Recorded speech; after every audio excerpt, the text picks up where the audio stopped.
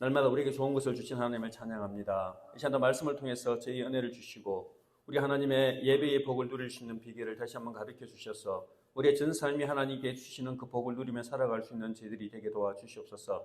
감사합니다. 예수님 이름으로 기도합니다. 아멘. 시편 15편인데 여호와여 주의 장막에 머무를 자가 누구오며 주의 성산에 사는 자가 누구오리까 이렇게 돼 있잖아요. 질문이잖아요. 주의 장막은 그 성막이죠. 하나님의 거하시는 곳. 그죠. 어떤 성전. 두 번째는 주의 성산이잖아요. 성산은 거룩한 산이거든요. 왜 성산이라 그러냐면 예루살렘이 시온산이잖아요. 그 예루살렘 위에 그 성전이 있기 때문에 항상 이 거룩한 산이라는 것은 하나님의 성전을 가리키는 곳이거든요. 누가 거기에 살 수 있습니까? 이런 뜻이죠. 하나님과 같이 거할 수 있는 사람이 누구인가? 이런 질문을 던졌는데 밑에 보면 정직하게 행하며 공의를 실천하며 그의 마음에 진실을 말하며 그의 혀로 남을 허물하지 아니하고 그의 이웃에게 악을 행하지 아니하며 그의 이웃을 비방하지 아니하며 그의 눈은 망령된 자를 멸시하며 여호와를 두려워하는 자들을 존대하며 그의 마음에 서원한 것은 해로울지라도 변하지 아니하며 이 자를 받으려고 돈을 부어주지 아니하며 뇌물을 받고 무지한 자를 해하지 아니하는 자니 이런 일을 행하는 자는 영원히 흔들리지 아니한다. 이렇게 되어 있죠. 그러니까 하나님의 임재, 하나님의 그 함께 하심을 누릴 수 있는 사람들이 이런 사람을 이렇게 얘기를 하고 있죠. 이걸 또 잘 요약해 놓은 게 어디에 있냐면 좀 더 짧게 하는 게 시편 24편이에요. 시편 24편 3절이죠. 3절. 여호와의 산에 오를 자가 누구며 여호와의 산, 시온산. 다 하나님의 성전이에요. 산에 오를 자가 누구며 그의 거룩한 곳에 설 자가 누구인가 이런 질문을 던지면 자 이걸 좀 더 요약했어요. 손이 깨끗하다 이 말은 뭐냐면 삶이 깨끗한 거예요. 삶의 행실이 깨끗하며 두 번째는 마음이 정결하며 뜻을 허탄한 데 두지 아니하며 이때 허탄한 것은 우상에 두지 아니하며 거짓 맹세하지 아니하는 자로다. 이런 자는 여호와께 복을 받고 구원의 하나님께 의를 얻으리니 이런 사람들은 여호와를 찾는 족속이요 야곱의 하나님의 얼굴을 구하는 자다 이렇게 돼 있죠. 그러니까 하나님을 찾고 하나님의 얼굴을 구하는 사람은 아까 전에 삶이 깨끗한 것, 손이 깨끗하는 것은 우리 삶의 모든 한 손으로 하는 행동이 깨끗하고 그다음에 마음이 정결하고 뜻을 허탄한데 우상을 숨기지 하지 않고 거짓 맹세를 아니하는 사람들이 바로 하나님 앞에 설 수 있는 자다 이렇게 얘기를 하고 있거든요.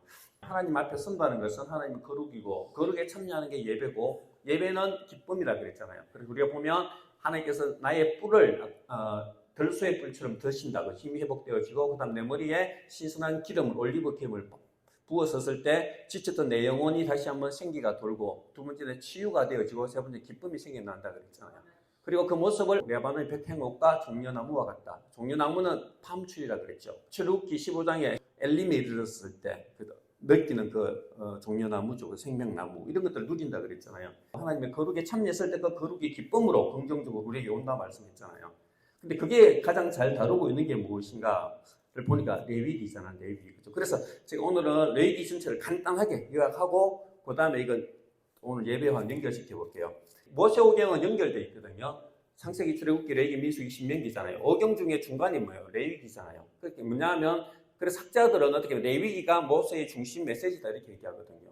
근데 레위기의 가장 중심되는 메시지는 뭐예요? 내가 거룩하니 너희도 거룩이거든요. 거룩. 모세오경 연결되어 있는데 출애굽기 19장에 오면 19장 6절에 오면 하나님께서 이스라엘 백성들을 불러 어떻게 해서 내가 내 말을 잘 듣고 지키면 제사장 나라가 되고 거룩한 백성이 된다 그랬잖아요. 그래 되는데 어떻게 하면 거룩한 백성이 될 것인가에 대해서 쭉 설명해 주고 있죠. 그래서 우리가 전번에 출애굽기 31장에 들어가면 하나님께 나아갈 예배로 갈 때 하나님께서 너희를 거룩하게 한다 이렇게 얘기되어 있잖아요. 그러면 구체적으로 그 거룩을 어떻게 할 것인가에 대해서 쫙 설명해 놓은 게 레위기예요. 레위기의 키워드는 내가 거룩하니 너희도 거룩하라거든요. 그래서 어떻게 하면 우리의 성도의 삶이 하나님 앞에 거룩한 삶을 살 수 있는가를 가장 잘 설명해 놓은 게 레위기거든요. 출애굽기 마지막 40장의 34절에서 35절에 보면 제가 읽어볼게요. 구름이 회막에 덮이고 여호와의 영광이 성막에 충만하며 그죠 왔죠. 하나님께 기뻐하셨단 말이에요. 그런데 모세가 회막에 들어갈 수 없었으니 이는 구름이 회막에 덮이고 여호와의 영광이 장막에 충만하였다 이렇게 돼 있죠. 그래서 이처럼 말하는 것은 요점은 뭐냐면 출애굽기는 하나님을 처음 만났었을 때 시내산 호렙산에서 만났던 그 영광이 이제는 백성의 삶 속에 중간에 들어와서 성막으로 들어오셔가지고 하나님이 임재함을 보여주시고 그러면서 하나님의 그 승막이 어떻게 됐냐면 이동하는 거예요. 이동. 신의 산은 고정되어 있잖아요. 근데 하나님 자기 백성의 삶과 함께 거룩하심이 같이 이동하는 거죠. 이동. 그런데 출애굽기 40장은 뭐냐면 하나님의 영광이 충만했는데 뭐예요? 아무도 못 들어가는 거예요. 거기 끝나는 거죠. 성막은 지었는데 영광이 충만했는데 못 들어가는데 그러면 어떻게 들어갈 수 있는가? 이게 남잖아요. 그게 뭐냐면 레위기예요. 그래서 레위기 1장 한번 들어가 볼게요. 못 들어갔는데 이제 1절에 보면 레위기 1장 1절을 보면 여호와께서 회막에서 모세를 부르시고 그에게 말씀하여 이르시되 이스라엘 자손에게 말하여 이르되 너희 중에 누구든지 여호와께 예물을 드리려거든 이렇게 나오죠. 이게 뭐냐면 이제 하나님께서 회막에서 모세를 부르시는 거죠. 그리고 뭐냐면 이제는 하나님께 들어갈 수 있는 자세한 방법을 이제 레위기가 말해주고 있는 거죠. 출애굽기에는 하나님께서 예배를 드릴 수 있는 공간을 만들어 놓으셨죠. 회막을 통해서. 그 다음에 레위기에 들어오면 이 예배를 어떻게 드릴 것이냐, 어떻게 그 성막에 들어갈 것인가를 쭉 설명해 주고 있죠. 그래서 이제 1장은 뭐냐, 번제예요. 번제에 대해서 쭉 설명해 주고 있죠. 근데 이제 예물을 드리는데 여러분들이 보면 예물은 굉장히 1장 3절에 한번 볼게요. 1장 3절에 보면 그 예물이 소의 번제에 대해서 얘기할 때 번제에는 흠없는 수꽃으로 회막 문에서 여호와 앞에서 기쁘게 받으시도록 드릴지라 이렇게 되어 있거든요. 그래서 예물을 나열할 때는 비싼 순으로 얘기를 해요. 그리고 흠없는 수꽃, 가장 좋은 걸 얘기를 하고 있거든요. 그런데 여기서 중요한 게 뭐냐면 예물을 드릴 때 하나님께서 무조건 비싼 걸 원하시는 게 아니에요. 그 14절이 중요해요. 14절. 번제에 보면 여러분들이 많이 나오잖아요. 만일 여호와께 드릴 예물이 새의 번제이면 산비둘기나 집비둘기 새끼로 예물을 드릴 것이다 이렇게 되어 있죠. 이 말은 뭐냐면 예물을 비싼 거 드리면 좋지만은 예물이 없더라도 값이 없더라도 새의 번제 이거는 가장 그게 약한 거잖아요. 예수님께서 우리가 태어나시고 난 뒤에 누가복음에 보면 할례를 받을 때 올라갔을 때 그 비둘기로 드리잖아요. 그 왜 그러냐면 예수님 그게 뭐냐면 예수님의 그 집안이 가난했다는 거예요. 가난했다는 거. 다음에 좀 놓은데 어쨌든 뭐냐면 예물에서는 소중한 걸 드리지만은 그 소중함의 기준이 값으로 따지는 게 아니에요. 아까 말했지만 가난한 사람은 뭐한다? 새의 번제라도 드리라는 거죠. 정성이에요, 정성. 그렇죠? 이게 똑같은 거죠. 그러니까 우리가 신약에 들으면 예수님께서 뭐 두렙돈, 과거의 두렙돈, 렙돈이잖아요. 그게 뭐냐 가장 우리의 10원짜리도 그것도 하나님께서 예수님께서 보시고 부자의 많은 것보다 칭찬하시잖아요. 왜 그렇게 했어요? 정성이 들어가 있는 정성이. 마음이 들어가 있는 거죠. 예물의 키포인트는 마음의 정성이죠. 자기가 할 수 있는 내에서 정성을 다하면 하나님께서 받으신다 이거예요. 그게 이제 1절 번제이고 2절에 보면 소제, 그러니까 이제 곡식으로 이렇게 예물을 드리는 것에 대해서 쭉 설명을 해주고 있죠. 그리고 3절에 가면 화목제, 화목제를 드리는데 화목제의 특징은 뭐냐면 사람들이 이렇게 서로 나눠 먹을 수 있는 거죠. 서로 나눠 먹을 수 있는 예물 이렇게 되어 있는 거죠. 그 다음에 4장에 들어가면 이제 속죄제, 속죄제인데 키포인트가 4장에 4장 2절 읽어볼게요. 내 속죄제를 드리는데 이스라엘 자손에게 말하여 이르되 누구든지 여호와의 계명 중에 하나라도 그릇 범하다 이렇게 돼요. 이 그릇이 뭐냐면 비고의적으로 이런 뜻이요. 그러면 13절에 되어 있거든요. 13절 만일 이스라엘 온 회중이 여호와의 계명 중 하나라도 부지 중에 범하여 이렇게 되어 있거든요. 부지 중에. 무슨 말이냐면 속죄제를 드리는데 고의적으로 그 일을 하는 거는 하나님께서 예배를 안 받으시는 거죠. 그런데 우리가 연약하잖아요. 우리가 죄인이잖아요. 하다 보니까 살다 보면 내가 의도치 않게 이게 죄를 범하는 경우가 있는 거죠. 그런 경우에는 아까 이런 예물을 가지고서 이렇게 드려라 이렇게 나와 있는 거죠. 그래서 우리가 요한일서에 보면 하나님께서 넌 자는 죄를 지을 수 없다 이렇게 나오잖아요. 그때 죄를 지을 수 없다는 것은 그 원어로 보면 뭐냐면 같은 죄를 계속해서 반복해서 짓는 걸 얘기하는 거죠. 우리가 연약하기 때문에 죄인이기 때문에 우리가 하나님의 뜻을 행하는 것보다는 우리 마음대로 살고 싶은 게 인간의 모습이에요. 요한일서에서 말하는 것은 우리가 어떤 같은 죄를 계속 아무 생각 없이 계속 반복해 짓는 거는 그건 하나님께 난 죄가 아니라 이런 뜻이에요. 여기도 똑같은 거죠. 속죄제도 보면 뭐냐면 부지 중에 이거예요. 부지 중에 계속 반복되거든요. 22절에 보면 다 한번 보세요. 만일 족장이 그의 하나님 여호와의 계명 중 하나라도 부지 중에 범하여 이렇게 돼 있잖아요. 그 족장. 그 다음에 27절에 보면 만일 평민의 한 사람이 여호와의 계명 중 하나라도 부지 중에 범하여 이렇게 돼 있잖아요. 그죠? 무슨 말 다 부지예요, 부지. 무슨 말이냐면 내가 의도치 않게 하나님의 그 계명을 범하면 아까 제 속죄제를 통해서 하나님께서 사해 주신다 이거죠. 자, 그다음에 이제 5장도 같은 걸로 쭉 연결되고 있는 거죠. 쭉 연결되고 있고. 5장 15절에 한번 볼게요. 보면 5장 15절에 보면 누구든지 여호와의 성물 하나님께 드려야 될 그 대해서 부지 중에 범죄하였으면 여호와께 속번제를 드리다 이렇게 되어 있거든요. 그래서 뭐냐면 어떤 하나님께 구별된 걸 잘못해서 내가 범하는데 그것도 실수로 범하면 하나님께서 용서해 주신다는 거죠. 그래서 우리가 이게 신약에도 그도 연결되는 거죠. 우리가 완벽하지 못하기 때문에 의도치 않게 하는 건 하나님께 다 용서해 주시는데 그게 아니고 계속 고의적으로 계속 짓는 거는 아까 말씀드리지만 그건 하나님께서 아니란 거죠. 그래서 예수 믿는 사람들은 이렇게 하지만 또 회개하고 또 회개가 그러면 조금씩 나아진단 말이에요. 근데 이거 없이 계속 같은 죄를 범하는 것은 하나님께로서 난 자가 아니다. 그 요한 1세에서 말하는데 바로 그 말이에요. 예, 우리가 전혀 죄를 안 짓는다. 그거는 인간이 이게 할 수 없는 얘기죠. 그래서 자, 그렇게 돼 있고, 그다음 6장에 가면 계속 이제 쭉 이게 또 이렇게 쭉 제사에 대해서 쭉 다 돼 있거든요. 그다음에 7장에 보면 똑같은 거고, 예, 그다음에 여기 어디까지 왔냐면 37절에서 38절이지 제사에 대해서 마무리를 하고 있거든요. 이는 번제와 소제와 속죄제와 속건제와 위임식과 화목제의 규례라. 여호와께서 시내 광야에서 이스라엘 자손에게 그 예물을 여호와께 드리라 명령하신 날에 시내산에서 이같이 명령하셨다. 이렇게 되어 있는 거죠. 그래서 1장부터 7장까지는 예배를 드리면서 이제 나아가면 그 하나님의 그 회막에 들어갈 수 있다. 이렇게 얘기를 해주고 있고 그 예배의 종류에 대해서 쭉 이렇게 번제, 소제, 속죄제, 속건제 하면서 쭉 얘기를 해주고 있는 거죠. 예. 그렇게 돼 있고. 그 다음에 8장에 가면 이제 아론과 대제사장이 위임식을 하게 되는 거죠. 이렇게 뭐냐면 여기서 기름을 붓는 거예요. 실제로 이제 우리말로 하면 목사 안수식을 하게 있는 거죠. 예. 하고 난 뒤에 이제 하나님께서 9장에 들어가면 이제 아론이 하고 난 뒤에 제사를 딱 드려요. 딱 드리면 어떻게 놓냐면 9장에서 가장 중요한 거는 한 구절만 볼게요. 9장 23절이에요. 아까 이제 출애굽기 마지막은 그 하나님의 영광이 있어서 못 들어갔는데 하나님께서 제사장을 세우고 제사장이 이제 제사를 처음 드리니까 23절에 보면 모세와 아론이 회막에 이제 들어가는 거예요. 그죠? 들어갔다가 나와서 백성들에게 축복하며 이렇게 넣죠. 축복하며 여호와의 영광이 온 백성에게 나타나면 이게 중요한 거예요. 이게 키워드예요. 그 출애굽기 마지막 40장에는 영광이 너무 해서 아무도 못 들어갔는데 하나님께서 모세를 부르시고 들어올 수 있는 방법을 가르쳐주고 8장에 가서 제사장을 통해서 위임식, 안수식을 하고 그 다음에 아론이 처음 제사를 딱 드려요.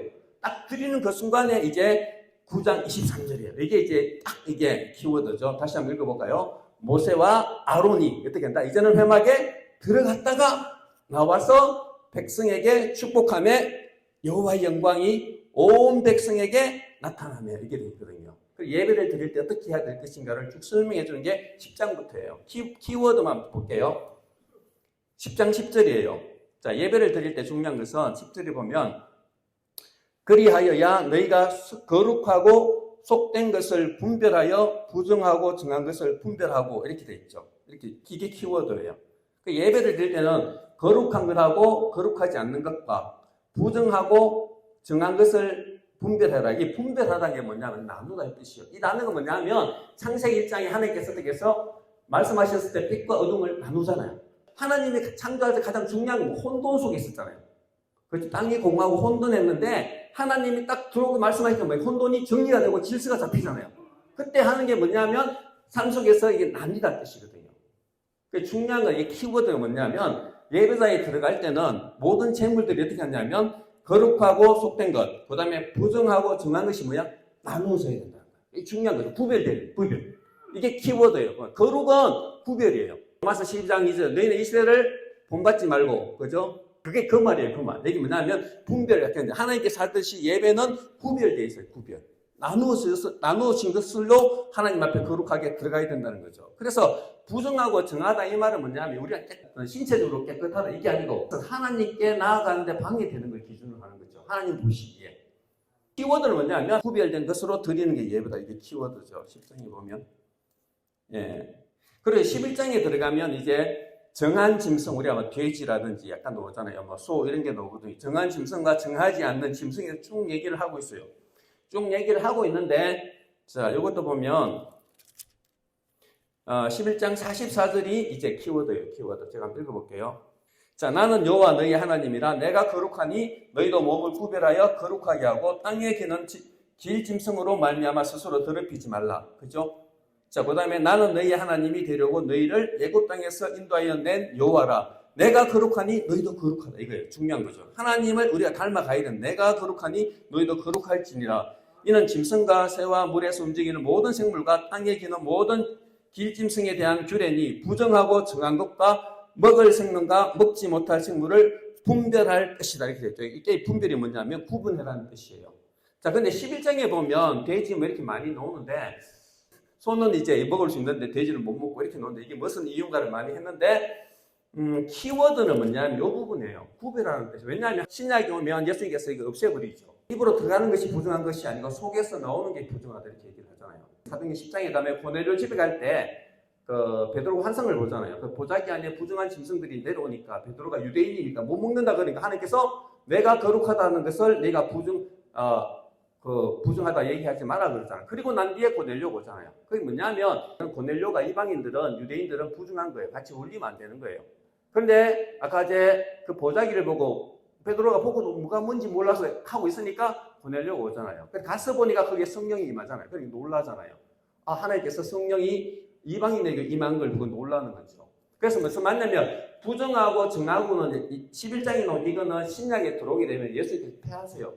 왜냐하면 구약에서는 어떤 음식을 했지만 예수님께서 오셔서 입으로 들어가는 것이 먹는 것이 중요한 게 나오는 것이 더 중요하다고 얘기를 하잖아요. 그래서 한 가지는 분명해요. 거룩하고 구별된다는 그거는 신약에도 우리가 유지가 돼요. 그런데 그걸 음식이나 이걸 가지고서 구별하는 건 신약에서는 없어져요. 예수님께서 오시고 난 뒤에. 우리가 이거 근데 어떤 분들은 이거 가지고서 막 오징어 먹으면 안 된다 막 이렇게 얘기한다. 그러면 돼지고기 먹어도 안 되는데 우리는 다 돼지고기 먹잖아요. 지금. 우리는 다 부정하는 사람이에요. 그건 아니죠. 그건 아니에요. 신약에 오면서 이거는 폐지죠. 그래서 개념은 똑같아요. 우리가 구별되는 걸 하지만은 먹는 걸로 신약에서는 하는 게 아니고 속에서 나오는 걸로 하나님께서 예수님께서 정하고 부정한 걸 얘기하고 있는 거죠. 그래서 우리가 같이 아는 게 되게 중요하죠. 그리고 12장에 들어가면 이제 애 놓고 난 뒤에 어떻게 하라 이렇게 놓은 예수님 할례 받고 이런 게 나오고 있죠. 그래서 12장, 13장 문둥병자 이렇게 나오고 14장 계속 이렇게 인기를 넣어줘. 그 다음에 15장까지 나오고 16장은 속죄일이고 그 다음에 17장 그 다음부터 중요한 거는 18장부터가 중요해요. 자, 거룩하잖아요. 지금까지 계속해서 뭐냐면 어떻게 하나님 앞에 제사에 대해서 굉장히 말을 많이 제사 어떤 걸 먹고 정한 걸 어떻게 하고 계속 제사에 대해서 얘기를 하는데 18장부터 19장에 들어가게 되면 이제 삶이 나요. 삶이. 자, 18장에 한번 가볼게요. 18장에 보면 18장 3절부터 제가 읽어볼게요. 너희는 너희가 거주하던 애굽 땅의 풍속을 따르지 말며 내가 너희를 인도할 가나안 땅의 풍속과 규례를 행하지 말고 너희는 내 법도를 따르며 내 규례를 지켜 그대로 행하라 이렇게 나오죠. 여기서 뭐냐면 거룩의 개념이 더 넓어지죠. 앞에까지는 예배에 관해서 어떤 걸 먹고 안 먹고 이런 식으로 어떤 예배와 많이 관련되어 있습니다. 여기는 뭐냐면 어떻게 하냐면 너희가 거주하던 애굽 땅의 풍속을 따르지 말고 이렇게 됐잖아요. 애굽 땅의 풍속. 두 번째는 내가 너희를 인도할 가나안 땅의 풍속과 규례로 행하지 말라 이렇게 하고 밑에 18장에서 쫙 나와요. 그 사람들이 어떻게 했는지 그래서 이걸 하지 마라 이렇게 나와요. 삶이 나오는 거예요. 삶이 나오기 시작하는 거죠. 그래서 보면 그리고 난 뒤에 19장에 들어가면 이제 거룩이 나와요. 거룩이 나오는데 19장 2절이죠. 2절에 보면 다시 반복되는 게 너는 이스라엘 자손을 온 회중에게 말하여 이르라 너희는 거룩하라. 왜? 이는 나 여호와 너희 하나님이 거룩합니다. 이거예요. 거룩이 나오죠. 그죠? 그럼 어떻게 거룩해야 되느냐가 9절부터 나오거든요. 읽어볼게요. 너희가 너희 땅에서 곡식을 거둘 때에 너는 밤 모퉁이까지 다 거두지 말고 내 떨어진 이삭도 줍지 말고 내 포도원의 열매를 다 따지 말며 내 포도원에 떨어진 열매도 줍지 말고 가난한 사람과 구루민을 위하여 버려두라. 나는 너희 하나님 여호와다. 이렇게 나오죠. 그러니까 거룩이 어떻게 되는 거죠? 남에게 자선을 베푸는 거예요. 곡식을 거둘 때 다 거두지 마라. 가난한 사람 남겨둬라. 이것도 하나님의 백성의 거룩한 삶이라는 거죠. 자, 그 다음에 보면 11절에 보면 너희는 도둑질하지 말며 속이지 말고 서로 거짓말하지 말며 너희는 내 이름으로 거짓 맹세함으로 내 하나님 이름을 욕되게 하지 말라. 나는 여호와니라 이렇게 돼 있죠. 그리고 13절에 보면 너는 내 이웃을 억압하지 말며 착취하지 말며 품꾼의 삭슬 앞층까지 밤새도록 내게 두지 말며 너는 기먹은 자를 저주하지 말며 맹인 앞에 장례물을 놓지 말고 내 하나님을 경외하라. 나는 여호와니라. 15절에 보면 너희는 재판할 때에 불의를 행하지 말며 가난한 자의 편을 들지 말며 세력 있는 자라고 두둔하지 말고 공의로 사람을 재판할지며 너는 내 백성 중에 돌아다니며 사람을 비방하지 말며 내 이웃의 피를 흘려 이익을 도모하지 말라. 나는 여호와니라. 너는 내 형제를 마음으로 미워하지 말며 내 이웃을 반드시 견책하라. 그리하면 그에 대해 죄를 감당하다. 이때 견책하라는 말은 잘못이 있으면 그것을 타일러라 이런 뜻이에요.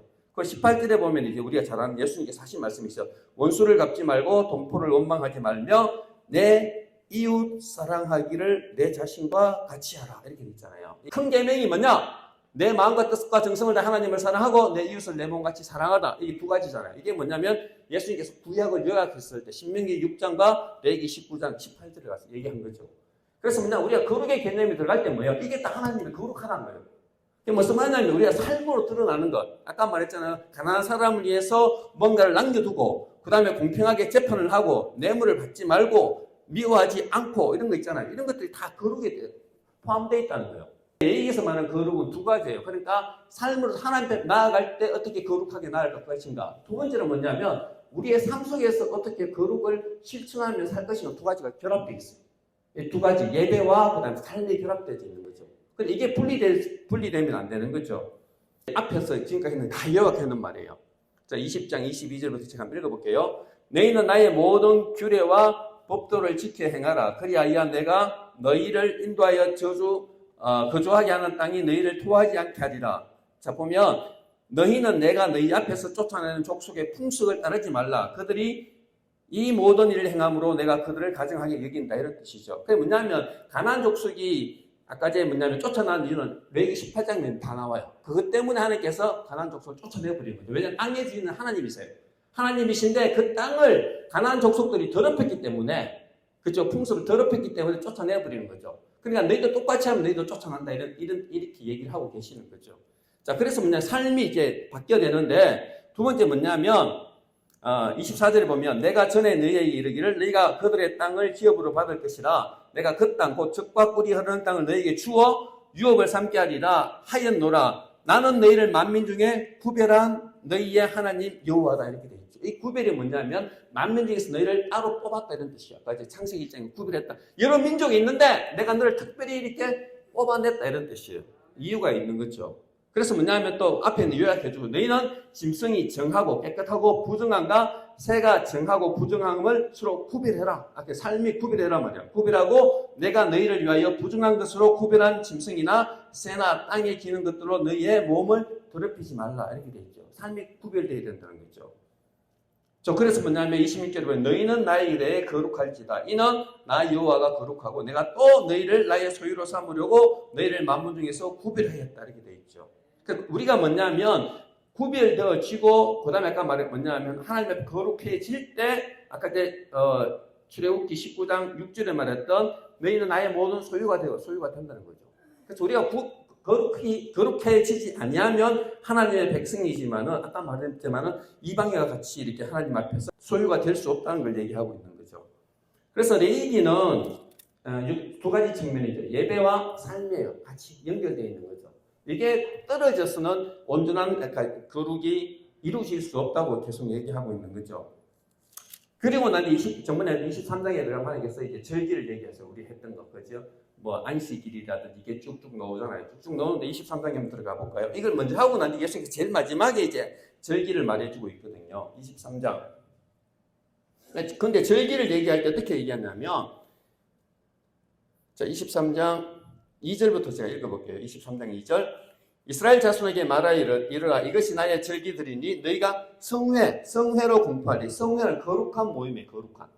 그게 뭐냐면 절기로 모일 때 하나님께서 계속 그것을 거룩한 모임으로 보거든요. 그러니까 뭐냐면 하나님의 절기, 하나님의 축제는 우리의 모임은 항상 거룩이 전제되어 있는 거죠. 그래서 보면 3절에도 한번 볼까요? 여섯 동안은 일할 것이요 일곱째 날은 쉴 안식일이니 성회, 거룩한 모임의 날이다. 이렇게 했어요. 모든 백성들이 성회의 날이다. 이렇게 되어 있죠.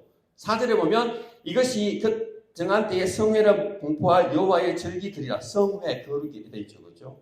그 다음에 6월절을 얘기하면, 무교절을 얘기하면서 7절에 보면 그 첫날에는 너희가 성회로 모이고, 거룩한 모임이에요. 성회로 모이고 아무 노동도 하지 말고 이렇게 되어 있죠.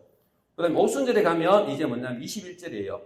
이날에 너희 중에 성회를 공포하고 어떤 노동도 하지 말며 이렇게 되어 있거든요. 근데 이때도 거룩한 모임이죠. 그리고 24절에 보면 이제 일곱째 달에 오면 24절 읽어볼게요. 이스라엘 자손에게 말하 이르되 일곱째 달 그 달 첫날은 너희에게 쉬는 날이 될지니 이는 나팔을 불어 기념할 날이요 성회. 이렇게 돼. 성회. 그래서 계속 성회가 반복되어서요.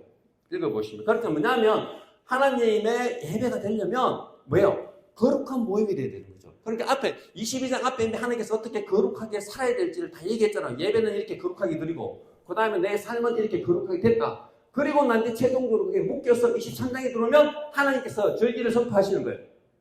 무슨 말? 그러니까 우리가 예배를 드리기 전에 우리의 삶이 하나님 앞에 받아들일 수 있는 거룩한 삶이 돼야 되는 거죠. 그렇게 되면 하나님께서 말씀하시는 하나님의 그 절기에 원하는 축복이 임한다는 거예요. 근데 나중에 이스라엘이 하나님께서 멸망하기 전에 선지자를 보내잖아요. 그래서 선지자들 하는 말이 무슨 말이에요? 이사야 1장 한번 볼까요? 이사야 1장 넣어줘. 이사야 1장에 넣어줘. 왜 멸망하는가에 대해서 나오는 거죠. 이사야 1장 11절부터 제가 한번 읽어볼게요. 이사야 1장 11절부터. 여호와께서 말씀하시되 너희의 무수한 재물이 내게 무엇이 유익하며 나는 순양의 번제와 살찐 짐승의 기름에 배불렀고 나는 수송아지나 어린 양이나 순염소의 피를 기뻐하지 아니하노라. 너희가 내 앞에 보이러 온다는 뜻이죠. 예배를 드리러 오는 거예요. 보이러 오니 이것을 누가 너에게 요구하였느냐? 내 마당만 밟을 뿐이다. 이렇게 되어 있는 거죠. 예배의 자리에 놓은 거예요. 항상 나왔는데 하나님께서는 내 마당만 밟을 뿐이다. 그러면서 13절에 어떻게 놓냐면 헛된 재물을 다시 가져오지 말라. 재물을 가지고 왔는데 하나님께서는 재물을 헛되다 얘기하는 거죠. 분양도 하지 마라. 분양은 내가 가정이 여기는 바요. 월삭과 안식일과 대회로 모이는 것도 그러하고 성회 중요하죠. 거룩한 모임과 더불어 뭐냐면 악을 행하는 것을 내가 견디지 못하게 되는 거죠. 악을 행하는 것. 예배 자리에 들어왔는데 너희가 예배로 재물을 들고 왔는데 너희 삶은 뭐요? 악을 행하는 것을 내가 견디지 못하겠다. 하나님께서 이렇게 되는 거죠. 그러니까 14절에 보면 내 마음이 너희의 월삭과 정한 절기를 싫어한다. 그것이 내게 뭐가 됐다? 무거운 짐이라 알게 됐죠. 내가 지기에 곤비하다. 예배를 드려놓는데 그 순간마다 하나님은 기쁜 마음으로 맞이하는데 내 삶이 안 그러니까 하나님의 그 예배가 하나님한테 짐이 되버린 거죠. 올 때마다 하나님의 짐이 되는 거예요. 짐이. 그 얘기를 하고 있는 거죠. 내가 지기에 너무 피곤하다, 곤비하겠다 이렇게 돼 있죠. 그러니까 내가 손을 편다만 기도한다는 거죠. 예배자에게 기도하고 찬양을 드리잖아요. 너희가 손을 펼 때에 내가 내 눈을 너희에게서 가리고 안 듣는다 이 말이죠. 너희가 많이 기도할지라도 내가 듣지 아니하리니 이는 너희 손, 아까 손은 삶이에요. 너희 손에 피가 가득함이라. 너희는 스스로 씻으며 스스로 깨끗하게 하여 내 목전에서 너희 악한 행실을 버리고 행악을 그치고 선행을 배우며 정의를 구하며 학대받는 자를 도와주며 고아를 위하여 신원하며 과부를 위하여 변호하라 하셨느니라. 이렇게 되죠. 이스라엘이 망하게 된 건 뭐예요? 예배는 드린 거예요. 아까 레위기에서 말했던 8장과 예배는 계속 드릴 수 있었어요. 그런데 중요한 건 뭐예요? 다음에 말했던 하나님이 10부터 11장부터 말했던 거룩, 삶에서의 거룩이 빠져버린 거예요. 빠져버리니까 하나님께서 예배를 드리는데 뭐예요? 그 예배가 나한테 짐이 되는 거예요. 하나님께 짐이 되는데 내가 곤비하다 그러잖아요. 그러면서 악행을 그치라 이렇게 놓는 거죠. 그래서 우리가 예배를 드릴 때 저는 그렇게 생각해요. 저는 이제 예배 항상 이제 두 가지잖아요. 기쁨이 동시에 부담이에요. 부담. 하나님의 나라는 또 기쁨이자 두 번째는 뭐냐면 거룩하신 하나님 내가 어떻게 설까? 아까 그랬던 시편 기자 고백처럼 그 큰 부담이거든요. 근데 어느 순간부터 이게 저한테 좀 없어졌어요. 왜 없어졌냐 하면 어느 순간 이게 깨달아졌어요. 예배는 우리가 주일날 한번 예배를 드리잖아요. 이렇게 공식적으로 주일을 드리는데 근데 하나님께서 기뻐하시는 그 예배 한 번을 위해서 중요한 건 일주일 삶이에요. 일주일 삶. 일주일 삶이 하나님 앞에 내가 부끄러움이 없으면 그 한 번의 예배가 기쁨으로 가요. 근데 중요한 거는 내가 한 번 예배를 막 열심히 드리는 일주일 삶이 개판이잖아요. 하나님 보시기에 거룩하지 않잖아요. 그러면 내가 와서 한번 부리져줘도 의미가 없어요.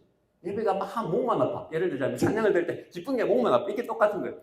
이게 이사야 1장 말하는 거. 똑같은 거죠. 삶이 내가 아무것도 없는데 와서 계속 드리면 하나님께서 내 삶을 예배를 안 받으시잖아요. 하나님께서 예배를 안 받는 거예요. 성령께서 주시는 축복이 하나님과 교통하심이 있어야 되잖아요. 그게 없으면 이게 뭐냐면 이게 아까 말했듯이 예배가 나한테 축복이 안 되는 거예요. 근데 내 삶이 하나님 앞에서 부끄러움이 물론 완벽하게 부끄러움이 없었으면 없겠죠. 하지만 하나님 앞에 그래도 하나님 앞에 떳떳하고 예배에 들어오면 그 예배가 기다려져요. 예배가 기다려지고 예배 속에서 하나님께서 말씀하실 때 기다려져요. 이게 중요한 건 이게 성경에서 그대로 말하고 있는 거예요. 이스라엘이 멸망한 건 뭐냐? 예배는 드렸어요. 이게 뭐냐? 다른 종교도 예배도 드리거든요. 근데 그 사람들은 뭐냐? 윤리가 빠져있어요. 그 사람들의 신은 뭐냐면 그 신을 힘을 이용해가지고 내가 원하는 걸 이룩하는 거죠. 비나이다 그래가지고 내가 원하는 그 신의 뭔가 그런 힘을 요구하는 건데 성경의 하나님은 그게 아니에요. 그죠? 성경의 하나님은 우리 하나님을 조작할 수 있는 분이 아니에요. 우리는 하나님을 높여드리고 하나님 은혜를 받아야 사는 존재예요. 그러니까 그 은혜를 받는 중요한 게 뭐냐면 우리의 삶이 하나님 앞에 거룩해져야 되는 거죠. 그래야 예배의 삶이 아까 말했지만 예배 속에 있는 축복이 넘쳐나는 거죠. 그런데 우리의 삶이 안 맞춰주면 아무리 우리가 예배를 드리더라도 하나님 은혜를 경험할 수 못하는 거죠. 전혀 없어요. 그거 맞아요. 그래서 우리가 삶과 예배가 분리되면 안 돼요. 삶과 예배가.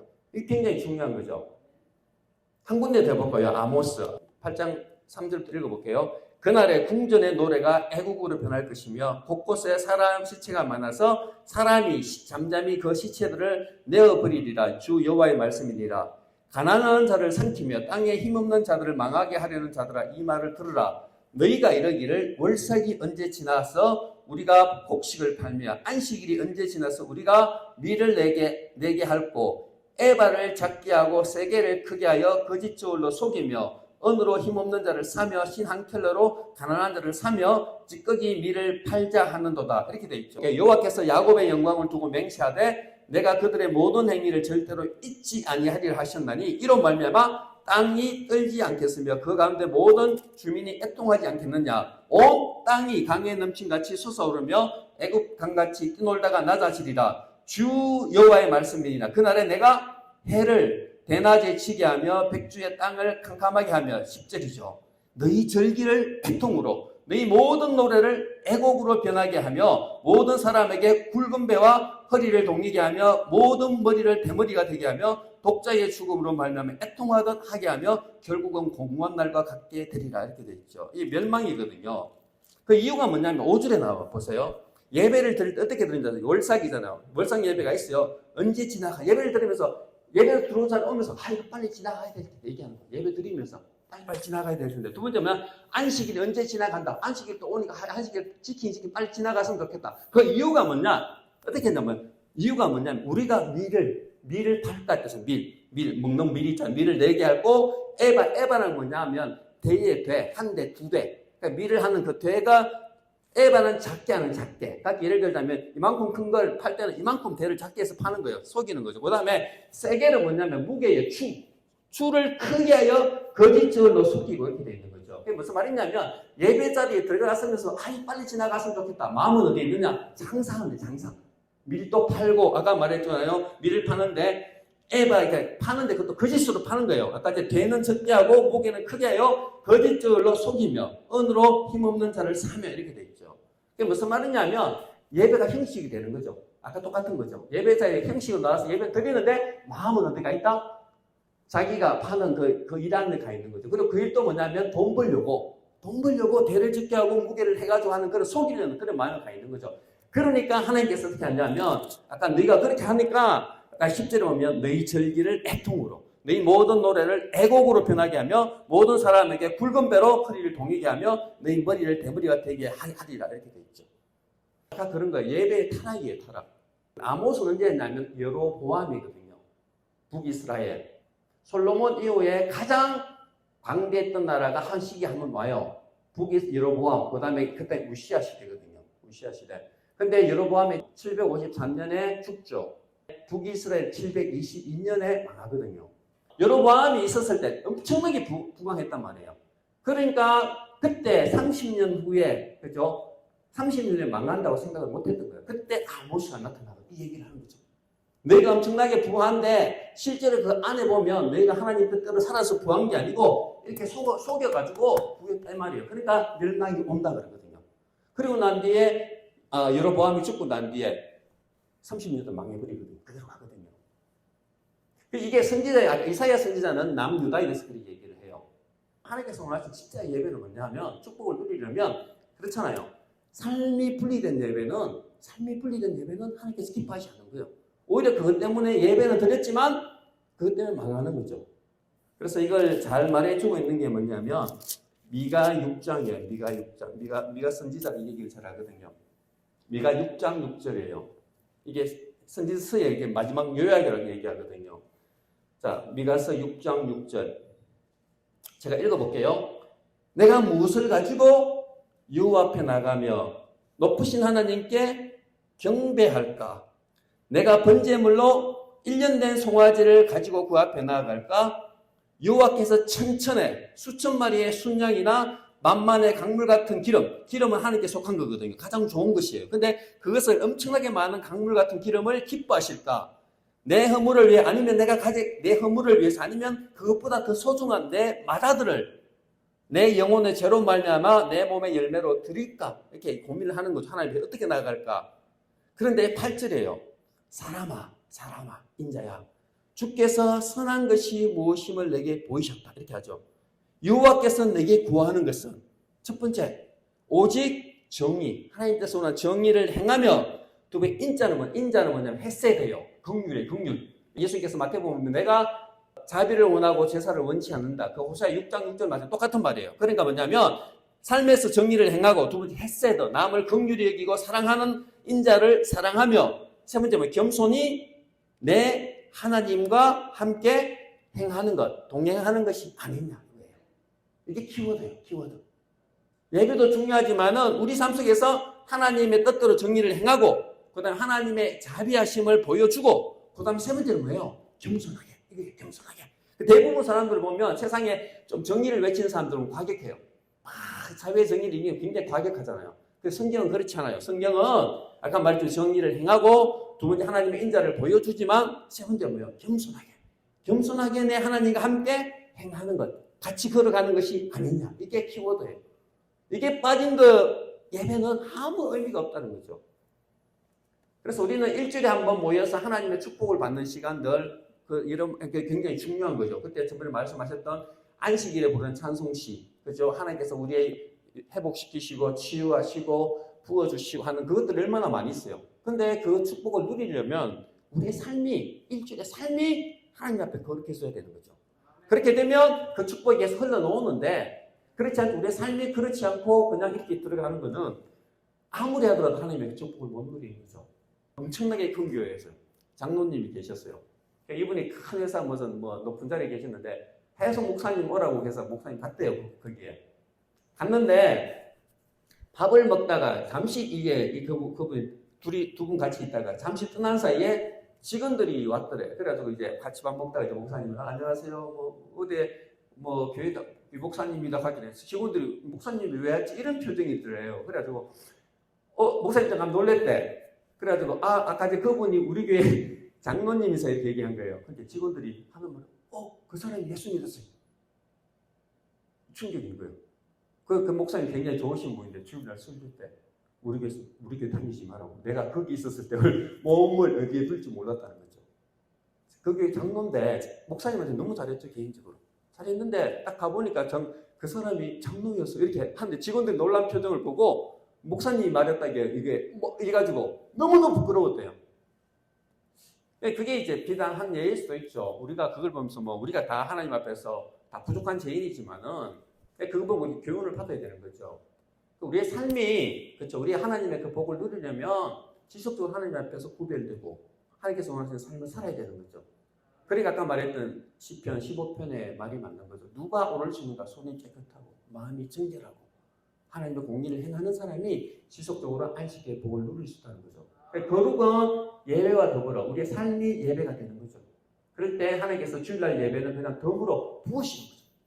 그렇죠? 확 부으시는 거죠. 그 왜 하늘의 축복을 경험해 보잖아요. 그게 세상에 있을 수 없는 거잖아요. 돈으로 살 수 없는 거잖아요. 그런데 그걸 진짜 사모한다면 우리의 삶 속에서 준비하고 있는 거죠.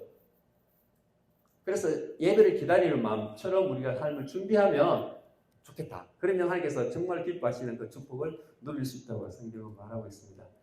같이 기도하겠습니다.